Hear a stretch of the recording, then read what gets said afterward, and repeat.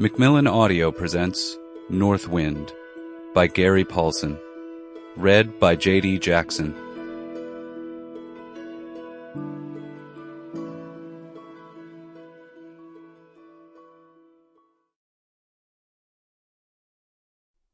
The Saga of Sea Child. And it came to pass, he was born of a woman of the sea, born of a sea-woman, with a blood clot held tightly in his tiny fist. A sign to tell of hardship and danger in the life to come from the tiny fist and clot. And the mother, of no remembered name, did die birthing the boy, and the father, also of no remembered name, had passed to Valhalla fighting a whale. And as there was no other named family, the boy was born an orphan. Alone, to live alone on the docks. A dock boy, a wharf boy, nursed by sucking rags dipped in sour goat's milk and fish oil, fed on scraps others would chew to soften. Dressed in yet more rags, with crudely carved wooden shoes. Always half naked. He was that boy. That boy.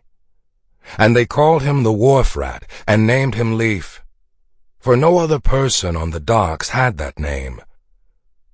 And when he was old enough to walk, they took him on the boats. For all his young life he was passed from one boat to the next, to the next, to the next.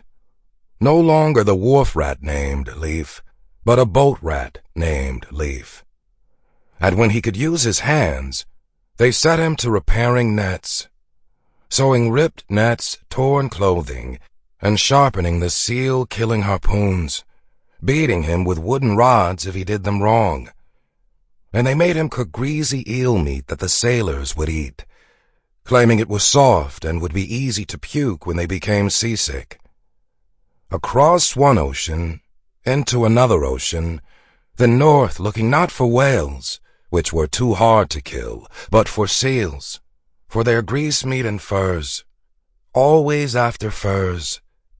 For seal furs shine like gold pieces, always north where the seal fur was thickest and made for better warmth.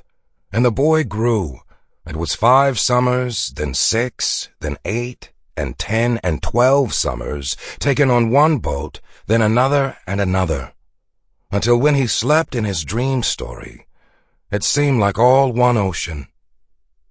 And when he came awake, it still seemed like one ocean, just as all boats seemed like one boat, and all eel meat which he learned to puke seemed like one meat, and all puke seemed like one puke, and all beatings seemed like one beating. And winters. The boy had winters where the freezing sea boiled in blown rage, and was sometimes so cold.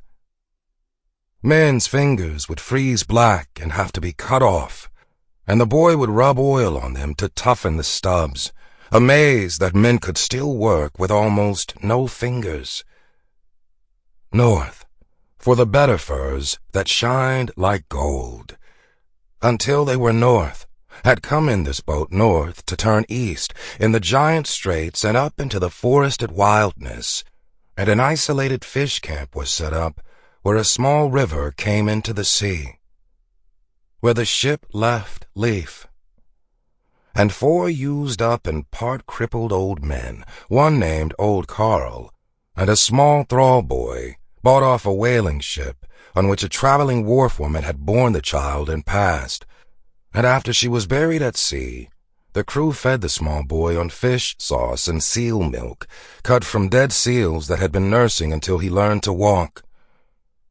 But with the woman gone, they wanted no children, and so sold him for a folded boat of heavy sailcloth.